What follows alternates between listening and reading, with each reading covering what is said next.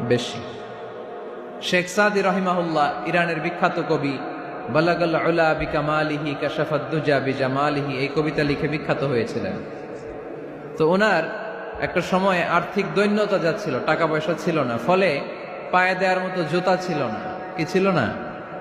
জুতা ছিল না। তো খুব আফসোস করে একদিন মনে মনে আল্লাহরে বলে, আল্লাহ, আমি এত বড় কবি, আমার পায়ে দেওয়ার মতো জুতা নাই। আহা! আফসোস করে ঘর থেকে বের হয়েছে। বের হয়ে দেখে এক ভিক্ষুক ভিক্ষা করে। ওই ভিক্ষুকের দুইটা পাই নাই।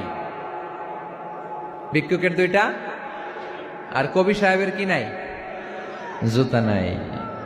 কবি সাহেব যখন এই দৃশ্য দেখছে, হায় রে, আমার তো পা আছে, এর তো পাই নাই, সেজদায় পড়ে গেল। আর আল্লাহরে বলে, আল্লাহ শুকর, আলহামদুলিল্লাহ, বেশ ভালো আছি, আর কিছু লাগবে না। এজন্য শান্তি হচ্ছে শুকর আলহামদুলিল্লাহর ভিতরে।